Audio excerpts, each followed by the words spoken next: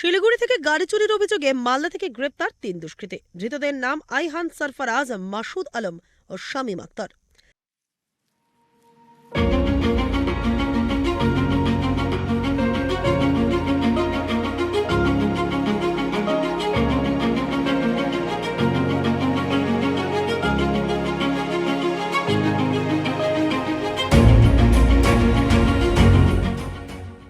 জানা গিয়েছে, চলতি মাসের গত ২১ তারিখ শিলিগুড়ি শহরের ভক্তিনগর থানা এলাকার আশরাফনগরে গাড়ি পার্ক করে সিকিম ঘুরতে যান গাড়ির মালিক।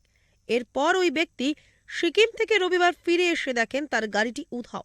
এরপরেই থানায় চুরির লিখিত অভিযোগ দায়ের করলে তদন্তে নামে ভক্তিনগর থানার পুলিশ। গাড়ির জিপিএস লোকেশন থেকে ওই গাড়িটিকে চিহ্নিত করে মালদা জেলার পুলিশের সাহায্য নিয়ে গতকালই গাড়িটিকে উদ্ধার করে পুলিশ। সোমবার ধৃতদের জলপাইগুড়ি আদালতে পেশ করা হয়।